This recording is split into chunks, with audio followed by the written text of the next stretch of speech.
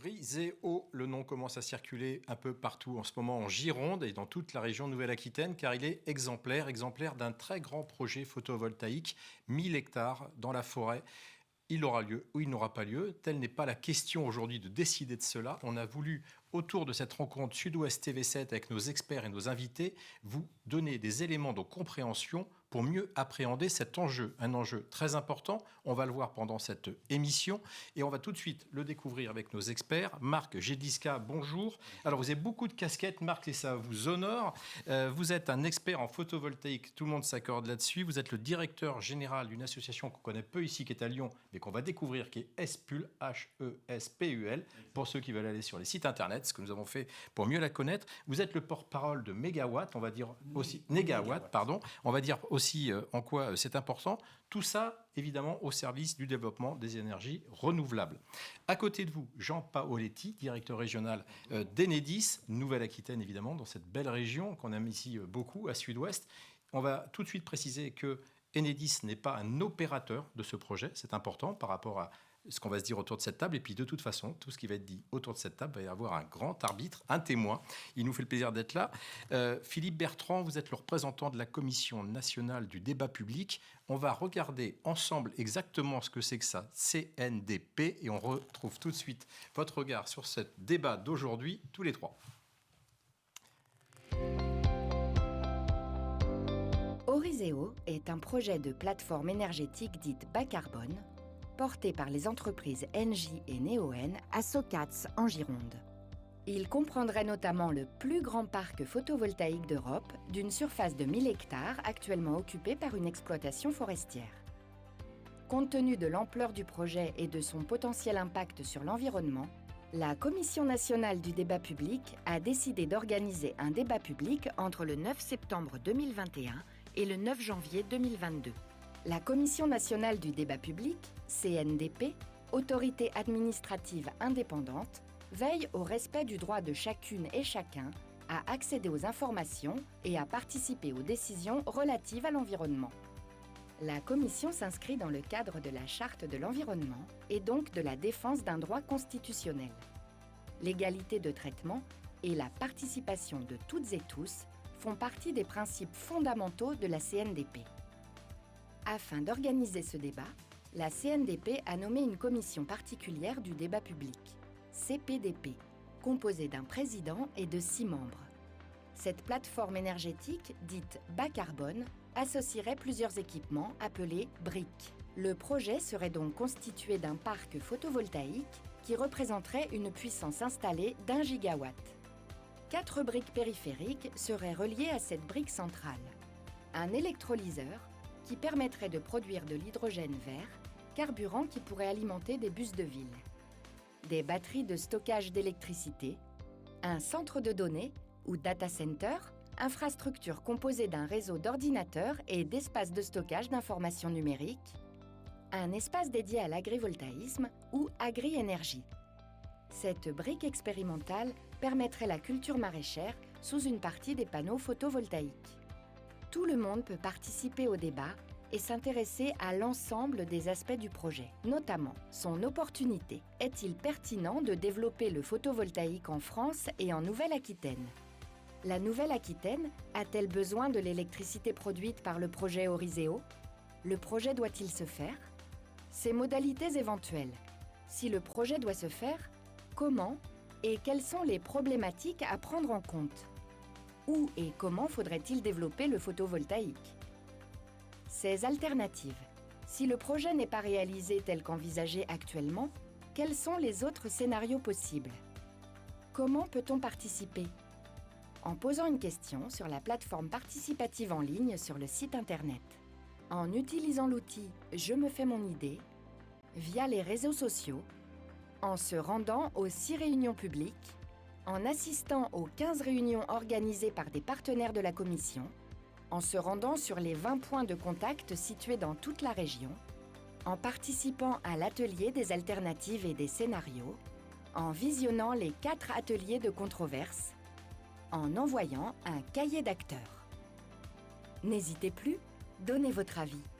Les maîtres d'ouvrage ont l'obligation de répondre à toutes les questions.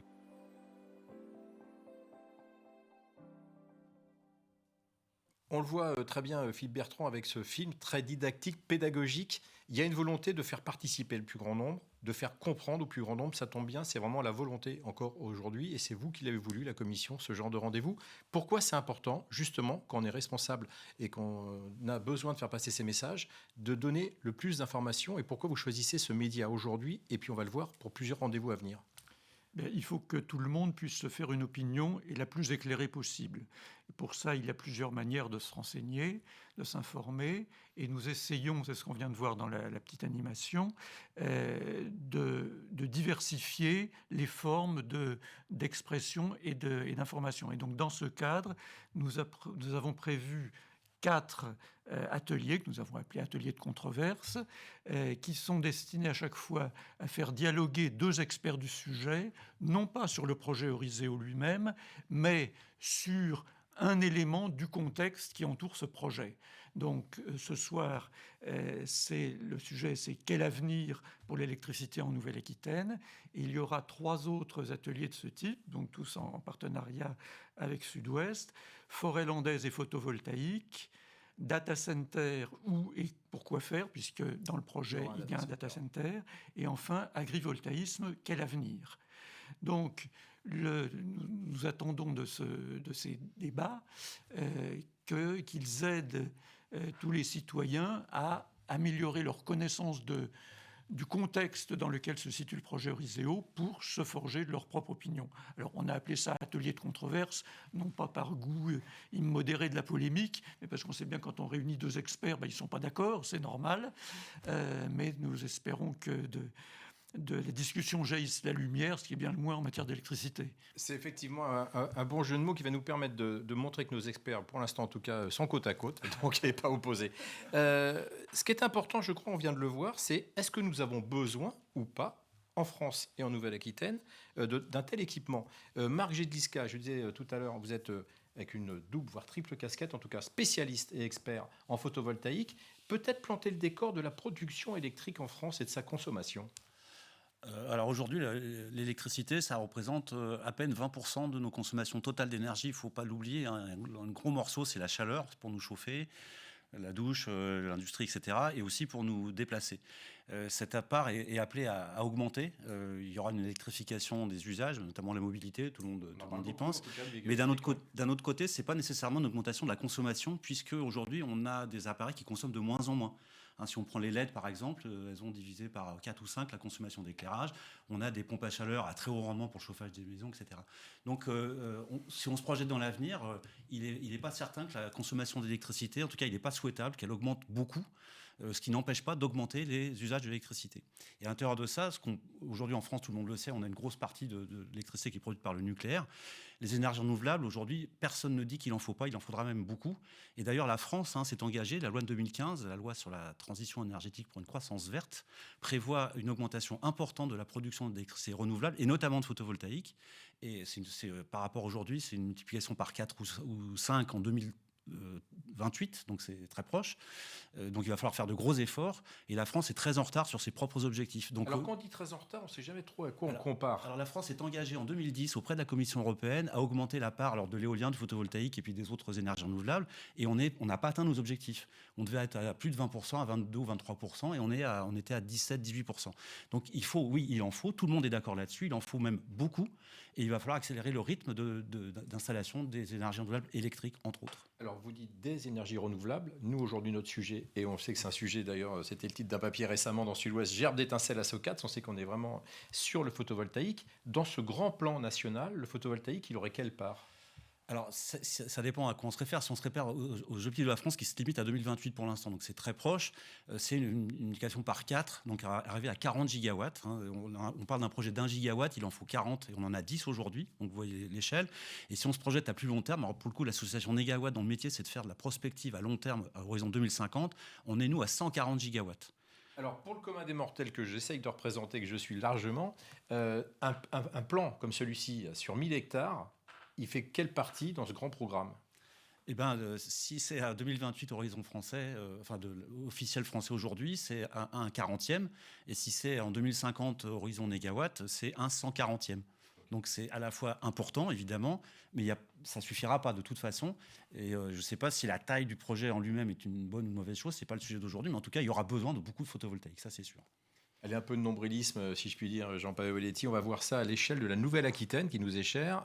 Est-ce que cet état des lieux vaut aussi pour la région, à peu près dans la même proportion, ou est-ce qu'on se distingue en bien ou en mal? La région se distingue en bien, puisque très clairement, la Nouvelle-Aquitaine est le poumon solaire, si j'ose dire, du pays, puisqu'on a une puissance installée qui va être quasiment à 5 MW dans pas très longtemps. On était à 3 il y a encore peu. Et avec notamment ce projet, potentiellement, on va continuer à se développer fortement sur le territoire national. Donc on représente à peu près 10%, sauf erreur de ma part, de ce qui existe actuellement. Marc Chédiscla le soulignait, il citait les LED par exemple. Je sais que chez Enedis, vous travaillez aussi, ce qui est peut-être le paradoxe quand on est fournisseur d'électricité, à faire consommer moins. On est tous attentifs, je pense, les uns les autres. C'est pas Versailles ici, il y a des messages comme ça qui passent, qui nous parlent, même si c'est des messages d'autres sociétés. En tout cas, on est tous attentifs. On se demande toujours, est-ce que j'ai besoin de produire plus alors que je consomme de moins en moins? Très clairement, Enedis n'est pas producteur. Je sais bien, justement, c'est pour ça que vous êtes là. Enedis se contente de construire, d'entretenir, de maintenir le réseau électrique et pose aussi les compteurs Linky pour mesurer la consommation. C'est pas le sujet du jour, heureusement. C'est pas le sujet du jour, mais donc je ne peux parler qu'à ce titre-là de distributeur. Ce qui est certain, c'est que plus on a d'énergie renouvelable, plus le mixte est important et plus on a quelque chose qui est stable. On le voit bien, nous, au quotidien, puisque Enedis a raccordé 69 000 installations sur la Nouvelle-Aquitaine. C'est pas peu, c'est énorme. On a 7 000 installations qui sont en cours. Donc, au-delà des grands projets comme Socats, il y a beaucoup de petits projets qui vont se développer un petit peu partout. Quand on dit petit projet, on pense à quoi? Ça va jusqu'au particulier qui va produire un peu d'électricité à son domicile? Absolument. On a des petits projets, donc un particulier. On peut avoir aussi des installations agricoles avec sur des hangars des panneaux photovoltaïques. C'est une énergie qui se développe beaucoup sur la Nouvelle-Aquitaine. Il y a en gros un peu d'éolien sur le nord de la Nouvelle-Aquitaine et tout le reste est plutôt du solaire. Est-ce que le tropisme qu'on a, nous, journalistes, de toujours comparer France, région, est-ce qu'il vaut dans ce débat aussi large que soit-il, ou est-ce qu'au contraire, il faut oublier ces frontières-là et regarder ça à l'unité du pays, voire de l'Europe? Il faudra regarder ça à l'échelle de la France et de l'Europe. Et c'est bien que la Nouvelle-Aquitaine est peut-être très en avance sur le photovoltaïque, un peu en retard sur l'éolien. Et puis il y a la question des ressources, c'est-à-dire qu'il y a des régions, prenons l'Île-de-France, on ne peut pas faire d'éolien en Île-de-France, c'est évident, et le solaire, ça va être un peu compliqué parce que c'est très dense. Donc les régions qui ont un peu de place et qui ont beaucoup de soleil, c'est bien qu'elles soient solidaires des régions qui en ont moins. Alors ça ne veut pas dire qu'on ne va pas mettre de solaire au nord, il faut aussi du solaire dans le Nord-Pas-de-Calais ou dans les Hauts-de-France, comme on dit maintenant. Mais donc il y a une notion de solidarité, et c'est aussi une richesse de la production d'énergie renouvelable. Ce n'est pas seulement des machines qui tournent ou des panneaux qui sont posés, c'est aussi une activité, c'est une entreprise, ça rapporte de l'impôt local, ça fait de l'activité, ça fait des emplois, etc. Donc il y a aussi une logique de développement économique, et ça, il faut que ce soit accessible dans l'ensemble du territoire, mais chacun avec ses particularités. Il n'y a pas des chutes d'eau partout, il n'y a pas du vent partout. Par contre, du soleil, il y en a vraiment partout. Et le photovoltaïque, en plus, peut être sur des petits systèmes, des grands. Enfin, c'est vraiment une technologie très particulière parce qu'elle peut être très modulaire. On parle de 10 mètres carrés chez quelqu'un jusqu'à 1000 hectares sur le projet. Donc, on voit bien que les possibles sont vraiment importants. Sur le mot solidarité, puisqu'on est extra-territoire, est-ce qu'il y a une solidarité européenne ou est-ce que malheureusement, il n'y a pas de solidarité européenne? Je vais poser la question à tous les deux, peut-être. De fait, oui. Enfin, les pays sont interconnectés. Il y a des grandes lignes à haute tension entre les pays. Et heureusement, parce que sinon, quand il y a le chauffage électrique qui démarre en France en hiver et qui fait très froid et que le nucléaire ne suffit pas, on achète du charbon ou du lignite en Allemagne. Après, plein de CO2 dedans qui n'est pas compté dans le bilan d'ailleurs. Donc heureusement c'est ce qu'on appelle la plaque de cuivre européenne. Et ces échanges sont appelés de toute façon à se développer, notamment parce que le développement des renouvelables l'impose.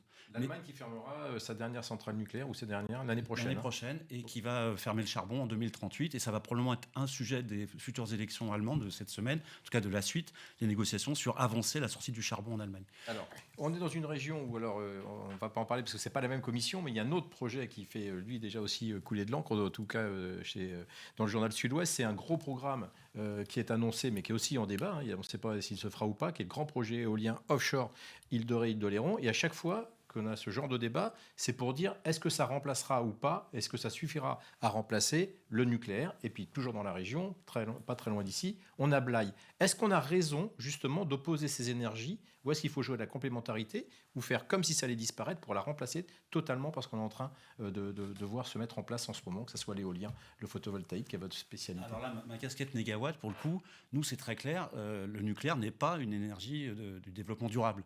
Elle est là aujourd'hui, on ne va pas la fermer du jour au lendemain, mais il faut à terme arriver à s'en passer parce qu'elle pose d'énormes problèmes de prolifération, de risques, d'accidents, de gestion des déchets, etc. Et elle coûte très cher. Le nucléaire augmente ses coûts. À chaque fois qu'il y a besoin de mise à niveau des centrales nucléaires, on augmente les coûts. Après Fukushima, ça a coûté des centaines de millions d'euros. Le solaire et l'éolien, eux, baissent. C'est structurel et ça va continuer. Et donc, ça, c'est la vision négawatt. Mais ce qui est important, c'est que RTE, donc le réseau de transport qui gère les lignes à haute tension, La nuance faite tout à l'heure a bien dit dans une publication qui a été faite récemment avec l'AIE, et les résultats vont être publiés dans les prochaines semaines d'une manière beaucoup plus précise, montre qu'on est capable aujourd'hui de faire un réseau électrique 100% renouvelable. C'est possible grâce aux technologies existantes aujourd'hui. C'est pas de la science-fiction. Alors ça peut pas se faire du jour au lendemain. Il y a des conditions à remplir et c'est un chemin assez long, mais on peut y parvenir. Donc pourquoi s'en priver? Alors Jean-Paul, c'est de la science-fiction ou pas? À l'instant T, c'est de la science-fiction. Pour l'instant, en tout cas, on a besoin d'avoir un équilibre en permanence entre la production et la consommation. S'il n'y a pas d'équilibre entre production et consommation, on arrive à ce qu'on appelle un blackout. Autrement dit, les coupures. C'est coupure totale. Qu'on a connu dans certains pays. Qu'on a connu dans certains pays, en Angleterre par exemple, il y a peu de temps, ou en Espagne, on l'a connu aussi dans le nord de la France il n'y a pas très longtemps, enfin il y a une dizaine d'années, une vingtaine d'années peut-être même. Donc c'est des choses qui sont tout à fait envisageables. La question est de savoir si on est capable d'équilibrer donc cette puissance et cette consommation, par exemple la nuit, quand il n'y a pas de soleil et potentiellement pas de vent. Donc ça veut dire des batteries, ça veut dire de l'hydrogène et pour l'instant ça veut dire de nucléaire. Et dans les stratégies qui sont évoquées par les uns par les autres, on voit bien qu'il y a un débat entre le 0 et le 50% nécessaire.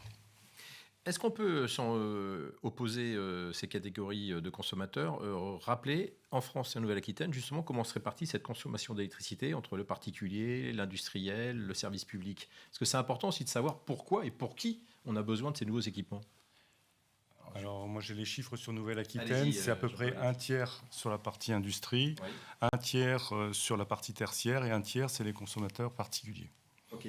Est-ce que cette répartition, puisque vous avez employé le mot solidarité tout à l'heure, et j'en sens que c'est important, est-ce que justement c'est le message qu'on doit faire passer? Je rappelle qu'on est là pour faire de la pédagogie, on ne cherche pas à convaincre, on n'a pas de parti pris dans cette commission, évidemment sous le couvert du représentant de la commission nationale. Est-ce que justement c'est de dire c'est le bien public, on a besoin de réfléchir tous ensemble? Ah mais bien sûr. De toute façon, le réseau électrique, depuis qu'il existe, c'est un symbole assez abouti de la notion de solidarité et de bien commun.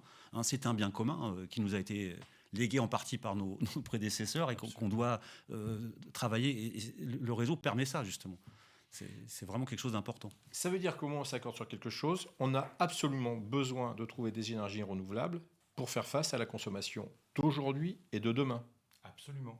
D'ailleurs, quand j'ai regardé la consommation du 11 août, j'ai pris les données chez mes collègues de RTE. Il y a eu un arrêt de tranche nucléaire et on a bien vu que la part du solaire ce jour-là était, coup de chance, ça marchait très bien. Et donc, du coup, on a importé finalement très peu d'énergie. Mais très clairement, l'équilibre, il est à hauteur de la nation, à minima, et même européen, on l'a évoqué. Je me tourne vers vous, Philippe Bertrand. C'est pas que c'est la conclusion, loin de là. On est vraiment il y a une partie intéressante de ce débat qui va se prolonger. Puis je le rappelle, j'ai pas dit tout à l'heure, vous êtes quelqu'un qui est ingénieur de formation, polytechnicien, même diplômé, double diplômé pour les chaussées. C'est pour donner un peu de contenu largement à votre regard qui vaut. Qu'est-ce qu'on doit retenir si on est citoyen justement pour se positionner? C'est se dire bon, de toute façon, c'est acquis. On va avoir besoin de ces nouveaux équipements. Donc ça, c'est acquis. Maintenant, ma position de citoyen, c'est de se dire le plus loin de chez moi possible, ça m'arrange, parce que ça, c'est ce qu'on entend avec l'éolien, mais ce n'est pas le sujet aujourd'hui. Mais est-ce que je peux avoir, grâce à ces commissions, grâce à la façon dont vous les menez avec la Commission nationale, de l'information qui me permet de me positionner pour savoir, ben oui, si c'est le photovoltaïque qui doit apporter, si c'est effectivement sur 1000 hectares, si c'est sur d'autres. Comment vous avez envie de donner des conseils aux gens qui vous suivent et qui, demain, encore plus qu'aujourd'hui, j'espère, grâce à ces rendez-vous, vont vouloir s'exprimer? Alors, je peux les inciter à suivre les autres rendez-vous. On le fait tous. À consulter les documents sur le projet, mais aussi de tout ce qui est autour du projet sur le site internet qui a été mis en place par la commission, et où on peut trouver tous les éléments concernant le projet, donc en particulier le dossier du maître d'ouvrage qui a été fait sous le contrôle de la commission du débat public, mais aussi beaucoup d'éléments de contexte, les schémas régionaux, les textes nationaux, les projections, la programmation pluriannuelle de l'énergie, tous ces documents-là, et puis des documents plus grand public, je dirais plus faciles d'abord. Donc tout ça peut être trouvé sur le site. Je crois qu'il y a un point qui est important, et ça c'est vraiment à vous de le confirmer, je sais que votre président insiste là-dessus, c'est de dire que rien n'est joué. Ah ben bien sûr, mais sinon nous ne serions pas là. Exact. Mais je crois que c'est important de le rappeler et on va continuer justement à en parler avec les experts. Alors peut-être la commission du débat public, c'est une autorité administrative indépendante, ce qui a été dit, qui a pour mission d'organiser des débats publics sur tous les grands projets qui ont une incidence sur l'environnement. C'est prévu par la loi. Et donc, ces débats publics se situent très en amont du projet, et justement bien en amont de ce qu'on appelle l'enquête publique, avec lequel on se confond parfois les débats publics. Le débat public, il est fait assez tôt, justement, pour pouvoir réorienter le projet, éventuellement l'abandonner, s'il apparaît qu'il présente trop d'inconvénients. Donc c'est pour ça que ça se situe à une phase très, très en amont, et avec qu'il prend toutes sortes de formes pour que les gens puissent s'exprimer, quel que soit leur niveau de connaissance du sujet et l'antériorité qu'ils ont dans le domaine. Ce qui est important aussi, c'est de se projeter. Et on vient de le voir, donc là on est en avance par rapport à ce que sera plus tard l'enquête. Monsieur Paoletti, on prend un exemple, c'était le 11 août, je crois, vous avez pris. Qu'est-ce qu'on peut se dire aujourd'hui si on regardait le 11 août dans 10 ans ou dans 30 ans? Qu'est-ce que sera notre consommation ici en Nouvelle-Aquitaine? Puis on verra avec votre voisin au niveau national. Est-ce qu'il faut dire aux gens, de toute façon, il va falloir y aller parce qu'on va avoir de plus en plus besoin. On a vu tout à l'heure, on parlait des bus électriques par exemple, dans la vidéo, il y a plein d'exemples. Est-ce qu'il faut prévenir les gens, et on est là pour ça, pour leur dire oui, on va avoir de plus en plus besoin d'électricité? Très clairement, on va avoir de plus en plus besoin d'électricité, mais ce n'est pas pour autant qu'on aura une évolution, si vous voulez, de la consommation. En fait, la consommation, d'après les scénarios qu'on a pu mener, qui sont pessimistes, optimistes, on arrive à une évolution entre 0,3 et 1,2% d'augmentation de la consommation. Donc c'est très... Alors c'est quoi la distinction ? La distinction, c'est qu'on va essayer de mieux utiliser notre énergie, donc en faisant de la maîtrise de l'énergie. On est dans des sujets d'économie, par exemple en utilisant des véhicules électriques, on va utiliser de l'isolation thermique, on va faire des choses comme ça, on va continuer, ça marche plutôt très bien. La difficulté, ça va être de le faire au bon moment, et donc d'arriver à avoir des usages qui permettent de remplir au mieux l'utilisation de nos câbles. Donc c'est pour ça qu'on a posé des compteurs Linky. Là, je suis très content de dire qu'aujourd'hui on est entre 80 et 90% de compteurs qui ont été posés. Et c'est un élément essentiel parce que ça va nous permettre de mieux gérer cet équilibre dont on a besoin pour assurer pour éviter le blackout. On va dire ça comme ça. Pour mieux comprendre encore cette méthodologie qui nous permet de voir ce qu'on va consommer dans 30 ans, ça paraît incroyable. Comment on envisage ça et comment vous calculez pour savoir? C'est peut-être vous, Marc, qui allez nous le dire. Mais... Alors nous, en tout cas, le Négawatt, c'est souvent son métier de faire des scénarios. Nous, c'est très simple. On généralise les technologies les plus efficaces aujourd'hui. Alors on ne dit pas du jour au lendemain, tous les frigos sont classe A, mais on tient compte du rythme de remplacement de chacun des appareils, le frigo, la machine à laver, dans l'industrie, etc. D'autant que le consommateur est de plus en plus informé là-dessus. Oui, et simplement en appliquant déjà aujourd'hui les technologies les plus efficaces d'un point de vue consommation des appareils, les moins énergivores, on économise déjà énorme. Donc ça nous amène à être convaincus de ce qu'a dit M. Leonetti, c'est-à-dire que la consommation va peu augmenter, se stabiliser ou diminuer. En tout cas, c'est une fourchette à peu près, on est à peu près tous d'accord là-dessus. Et à l'intérieur de ça, l'électricité prendra une part plus importante parce qu'on aura arrêté de consommer du pétrole, parce que c'est quand même ça aussi le gros enjeu. Le pétrole et les énergies fossiles, donc le gaz fossile, le gaz naturel, pas le biogaz, ou le charbon, Ça, il faut arrêter d'en consommer. Tout le monde est d'accord là-dessus. Et donc, il faut bien le remplacer par quelque chose. Donc, ce quelque chose, ça va probablement être en partie l'électricité dans la mobilité. Ça va être peut-être aussi un peu d'hydrogène, un peu de biogaz. Nous, on pense qu'il y aura beaucoup de biogaz, notamment pour les camions, parce que électrifier des camions, c'est compliqué. Donc, tout ça, c'est un mix. Donc, c'est un paysage de l'avenir qu'on décrit, qu'on explique, mais qui part d'aujourd'hui de des choses réelles. Ce n'est pas des ruptures technologiques. Quand on parle d'hydrogène, on sait faire des électrolyseurs. Ce qu'on appelle le power to gas, dedans, il y a des technologies un peu plus sophistiquées qui permettent de faire avec l'hydrogène, de refaire du méthane, du gaz biogaz, enfin du gaz de synthèse, qui est le même que le biogaz ou que le gaz fossile. Mais c'est des technologies qui sont aujourd'hui connues. Elles ne sont pas diffusées à grande échelle. Effectivement, ça coûte encore un peu cher. Il y a du développement industriel, il y a de la démonstration, etc. Mais toutes les technologies c'est ce que nous dit RTE. Toutes les technologies aujourd'hui sont connues. Donc après, c'est des choix politiques, c'est des choix d'orientation économique, c'est des choix d'emploi, des choix de localisation. C'est clair que le nucléaire, c'est 19 sites nucléaires dans toute la France. Le photovoltaïque, ça va être des centaines de milliers de sites un peu partout. Ça veut dire aussi que c'est des activités économiques, encore une fois. Donc on a une image du pays dans son ensemble, et pas seulement sur le plan énergétique, mais aussi sur le plan des activités, de la résilience, de la capacité des territoires à se débrouiller s'il y a un choc ou des choses comme ça. Ça, c'est des sujets éminemment politiques. Et donc, un projet comme celui-là, je n'ai pas d'avis dessus, mais au moins, c'est l'occasion de parler de ça, parce que c'est important que les gens prennent conscience qu'il va falloir faire évoluer le système. On va y arriver, on a les technologies, après, c'est un choix d'y aller ou pas. Il y a une question quand même qui est récurrente en ce moment, c'est que le consommateur, tout à fait, je reviens vers vous, Jean Pavoletti, je voudrais juste revenir sur le sentiment. C'est-à-dire que le consommateur, et on le voit sur le véhicule électrique, a l'impression d'être invité, un peu aidé même, il y a des aides en ce moment importantes, mais ne sait pas trop, pour l'instant en tout cas, et c'est ce qu'on lit nous dans nos articles, sur les sites, ne savent pas trop se situer sur l'avenir de ce véhicule, en se disant peut-être qu'aujourd'hui je suis sur électrique et que demain je serai sur autre chose. Est-ce qu'aujourd'hui on a assez de connaissances aussi bien sur le véhicule électrique, et on ne parle même pas du lieu de stockage, on parle du photovoltaïque, pour se dire oui, c'est une bonne solution, ne serait-ce que technique. Est-ce qu'on peut rassurer les gens là-dessus ? Alors, nous, en tout cas, ce qu'on dit, c'est on aura besoin de véhicules électriques, mais ce ne sera pas la seule solution. C'est-à-dire qu'on sort d'une époque où il y avait le pétrole qui faisait tout dans le transport. Pour les camions, aujourd'hui, non. Enfin, demain, ce ne sera plus ça.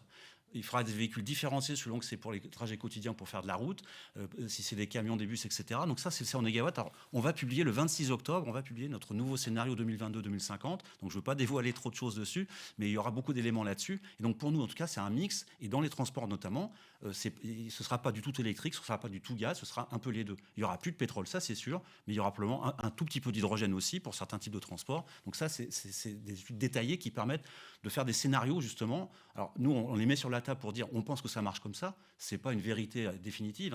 L'année prochaine ou dans 10 ans, il y aura peut-être d'autres technologies qui vont évoluer. Mais en tout cas, le véhicule électrique, c'est certain qu'il y en aura. Plutôt, nous, on pense pour les petits véhicules et les trajets, plutôt du quotidien que les grands trajets sur autoroute, par exemple.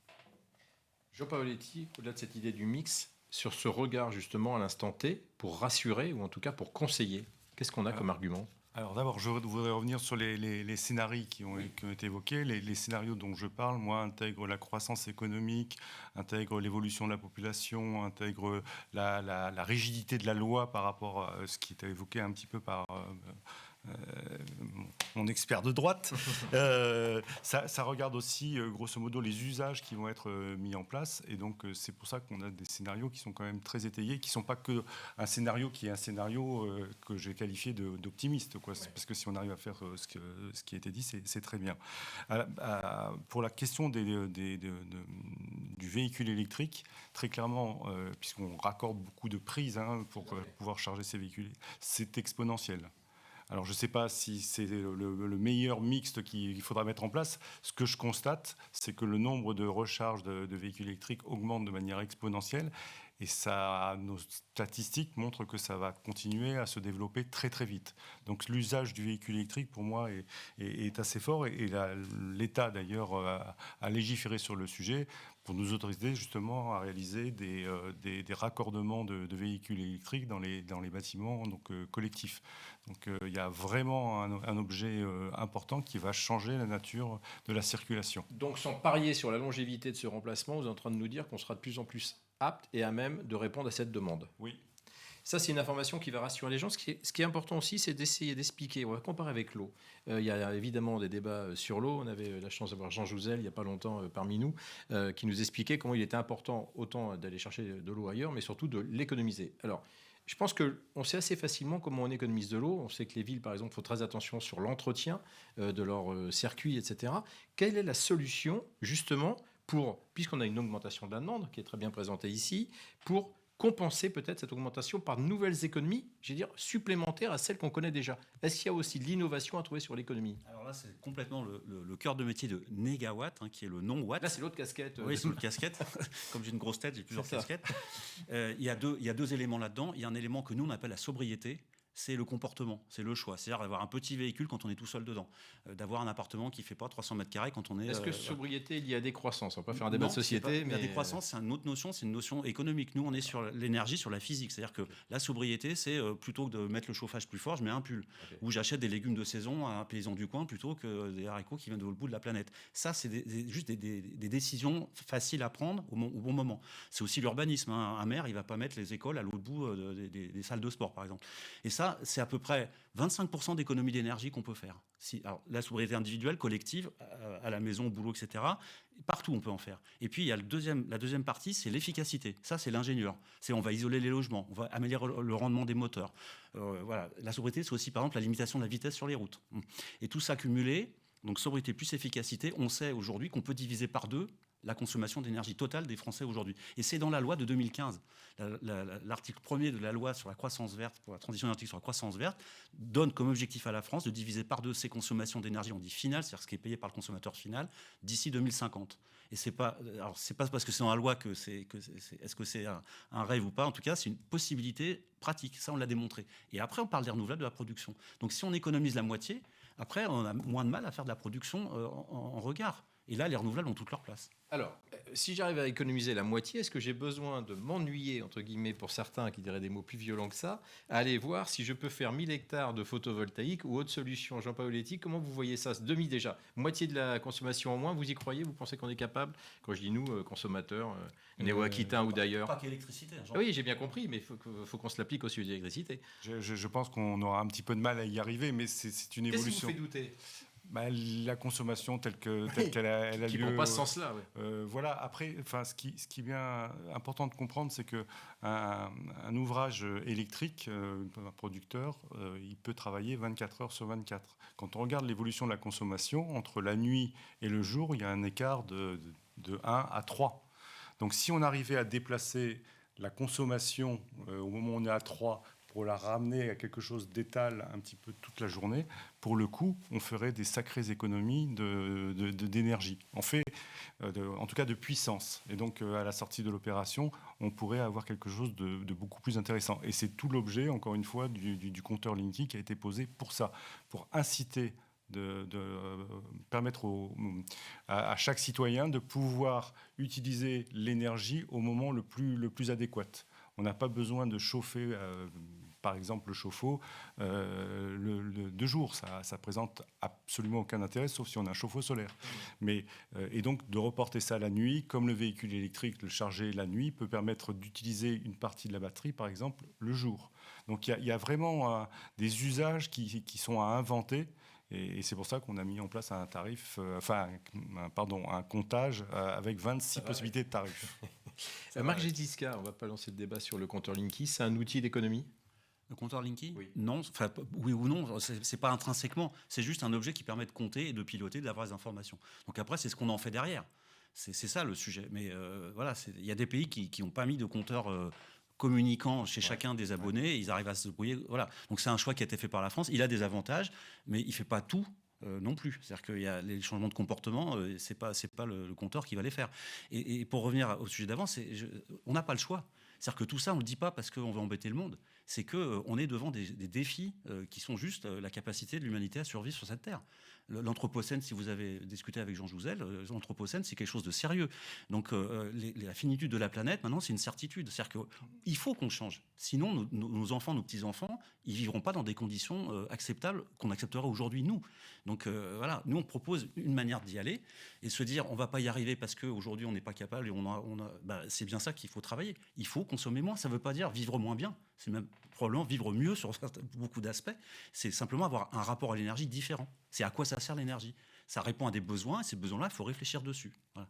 C'est ça notre démarche et qui aboutit à la construction d'un scénario qui fonctionne. Il a été déposé, les premiers qu'on a publiés en 2011, et passé à la moulinette du débat à l'époque sur la transition énergétique. Personne n'a démontré qu'il était infaisable. Il pose des questions de choix de société, il pose des questions de choix industriels, des choix d'investissement, etc. Mais il n'est pas infaisable. Je reviens tout de suite vers vous, Jean Pavoletti. Je voudrais le regard du représentant de la Commission. On a l'impression que le sujet est tellement large que vous allez avoir un travail de collecte, d'écoute incroyable. Là, on est quand même sur l'avenir de la planète en parlant de 1000 hectares à déforester, certes, mais qui, on le rappelle, dans le projet, en tout cas, annonce 2000 hectares de replantés. C'est important de donner tous les éléments. En tout cas, est-ce que le débat, j'ai envie de dire, puisque c'est vous qui fixez la règle du jeu et qui l'arbitrez, est-ce qu'il peut aller jusque-là? C'est-à-dire que le citoyen peut dire, voilà, je me pose en disant que je fais ce constat-là par rapport à la protection de la planète. Je ne parle pas de la forêt landaise. Alors, heureusement, le débat n'a pas pour objet de demander aux citoyens comment sauver la planète. Et on y arrive. Mais il faut qu'ils aient ça quand même en tête. Ce qui me paraît important dans ce que viennent de dire nos deux experts, c'est que, bon, certes, ils ont en tête des scénarios différents, mais bon, les scénarios, par définition, ils sont hypothétiques. Mais je suis heureux de voir qu'ils se rejoignent dans un certain nombre de constats. D'une part,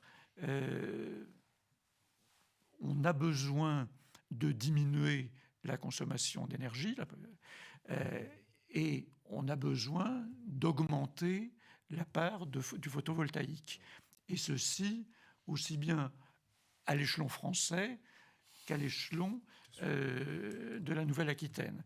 Alors j'ai retenu aussi de ce qu'ils nous disaient qu'il y a un bon élève et un mauvais élève.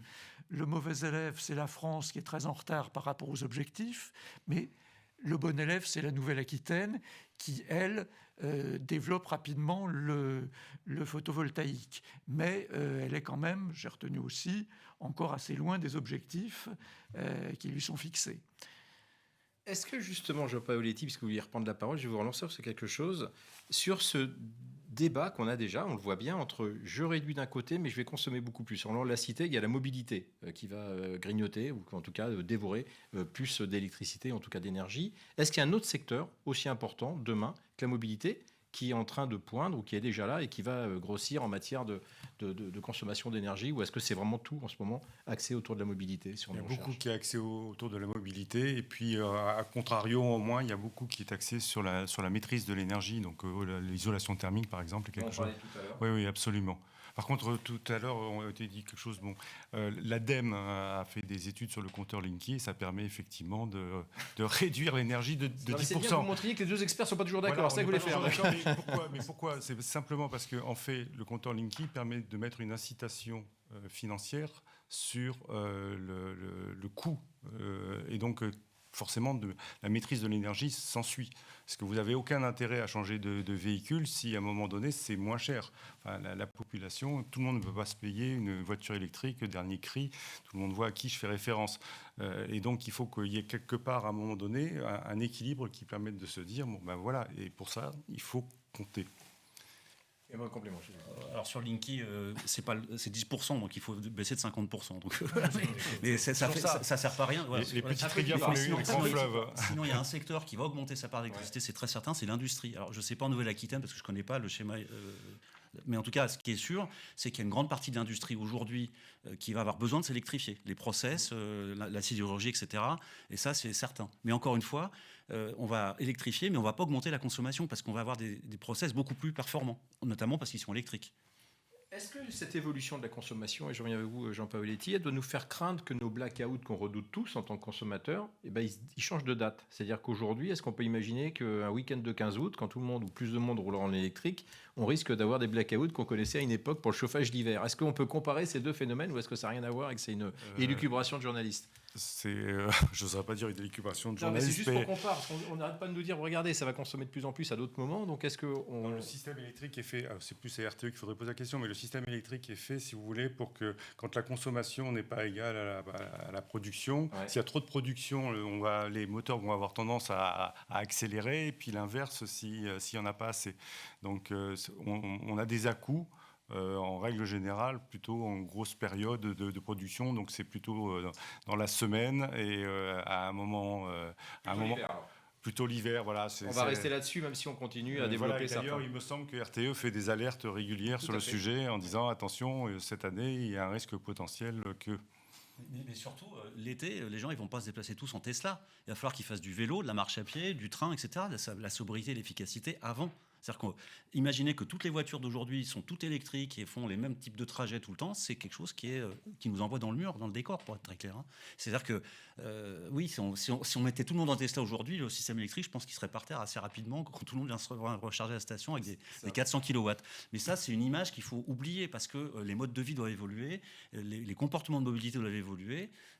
Voilà, c'est des choses. Et c'est bien tout ce paysage-là dont il faut discuter. C'est ça qui est intéressant dans le débat citoyen.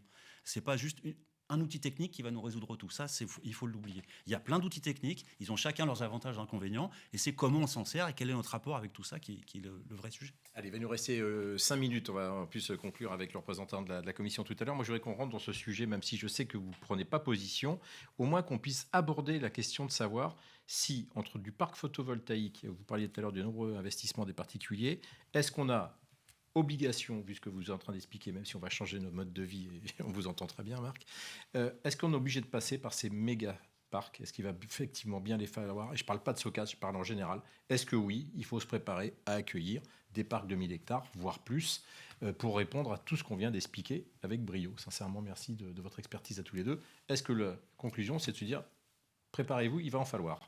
Le photovoltaïque, il a ce particulier, c'est qu'on peut faire 1 gigawatt avec un seul de 1 gigawatt ou avec 100 000 de 1 kilowatt. Quoi. Donc, du point de vue du système électrique, c'est quasiment indifférent. Et c'est ça qui renvoie au débat des acteurs locaux. C'est-à-dire, est-ce qu'on veut ça? Et puis des acteurs économiques, qui investit? Est-ce que c'est les grandes entreprises hors sol ou est-ce que c'est les citoyens du coin? Est-ce que c'est les collectivités territoriales qui ont leur projet voilà. Donc, et le photovoltaïque là-dessus, il est vraiment bien parce qu'il est neutre. On peut en mettre partout. Il y a un gisement total en France qui va nettement au-delà des besoins qu'on pourrait avoir même dans une vision négawatt à 140 gigawatts. Et donc, après, c'est renvoyé au débat des acteurs entre eux. Et des politiques. C'est citoyen parce que, M. Paoletti le disait, il y a de plus en plus de petits projets, de particuliers. Si des milliers de particuliers font... C'est que ça ne fera pas. Que les particuliers, ça ne suffira pas. Il faudra quelques grands projets. Est-ce que c'est jusqu'à 1 gigawatt ou est-ce que c'est 100 mégawatts ou est-ce que c'est 50 mégawatts par unité? Ça, c'est le débat. Mais de toute façon, il faudra les deux. Il faudra du petit chez les particuliers, sur les grands bâtiments aussi, ça, les villes, enfin, couvrir les bâtiments, couvrir les parkings, couvrir les zones anthropisées, déjà artificialisées. Ça, déjà, ça fait beaucoup. Sans toucher au terrain agricole. Après, est-ce qu'il faut aller sur d'autres types de terrains et dans quelles conditions? Pourquoi pas, mais ce n'est pas obligatoire, donc ça veut dire que c'est du débat public. Vous êtes d'accord avec ce regard? Il en faudra. Oui, absolument. On vient d'installer là sur la Barde, donc juste sur Bordeaux, une grosse station solaire. Elle est plus petite, mais elle est bien implantée. Il faut que on en a besoin. De toute façon, voilà, on parlait de l'industrie, le développement de l'industrie, ça travaille en règle générale 2 jours, donc ça marche bien avec le solaire. Donc tout ça va dans le bon sens. Marc Jedliska, juste, je sais que vous n'allez pas prendre parti là-dessus, mais j'aimerais bien vous entendre. On peut faire l'effort de couper des arbres, donc pour faire ça, ou est-ce qu'il y a d'autres solutions? Il faut être très vigilant avec ça, il faut vraiment faire attention. En tout cas, il ne faut pas aller sur les surfaces agricoles de production alimentaire, ça c'est une certitude, mais je pense que personne de raisonnable n'en parle. Il faut faire quand même vraiment attention parce que le sujet changement climatique est un gros sujet, mais le sujet biodiversité aussi. Alors, je ne connais pas spécialement la forêt landaise, mais je ne suis pas tout à fait certain que ce soit un modèle de biodiversité. Moi, je vis dans les douglas, dans les sapins plantés, dans mon Beaujolais vert, comme on dit.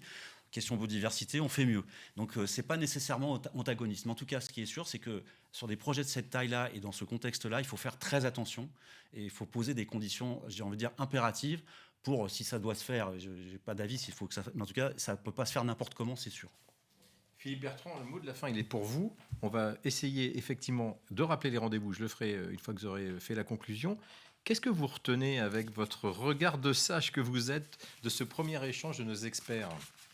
Je retiens que on a peut-être eu le temps d'appeler ça atelier de controverse. Oui, c'est ça, on l'a dit en introduction. On donne rendez-vous pour le prochain, ça risque d'être plus houleux. Voilà. Je vais donner la date, ça sera le 18 octobre, forêt landaise et photovoltaïque. Et quand on sait comment les sylviculteurs sont aujourd'hui en train de prendre parti, je pense, et on ne le souhaite pas, mais que ça sera un peu plus virulent. Mais là, on a voulu faire un atelier de pédagogie, je pense que c'est important. Absolument. Et c'est important de voir qu'il y a un accord sur cette question-là, sur l'objectif d'augmenter le photovoltaïque. J'ai retenu aussi une bonne nouvelle, c'est que ça va baisser, le prix va baisser. Parce que actuellement c'est l'un des obstacles au développement, donc il faut aussi avoir ça en tête. Et également, je crois qu'il y a quelque chose qu'on peut retenir de ce débat qui éclaire bien les choses, c'est que pour arriver à atteindre les objectifs, il faudra à la fois avoir des grands projets et des petits projets. Il ne faut pas se limiter à une seule sorte de projet parce qu'on n'y arrivera pas autrement. Merci. Alors, vous nous avez suivis sur les réseaux. Vous pouvez nous retrouver, dire à vos amis, et pas qu'à Socats, que c'est à 20h sur TV7 ce soir. Et ça sera évidemment en replay autant que vous voudrez. Vous pourrez le partager. C'est bien le but de ces ateliers. On va donner les dates et les intitulés, si vous voulez bien, des ateliers à venir. Le 18 octobre, je viens de le dire, la forêt landaise et le photovoltaïque. Le sujet est brûlant sans jeu de mots. Mercredi 17 novembre, le représentant le disait tout à l'heure, on va parler de data center. On l'a vu tout à l'heure en petit film. Il y a effectivement une création de data center en même temps que ce parc photovoltaïque. À quoi ça sert? Pourquoi on le fera ici?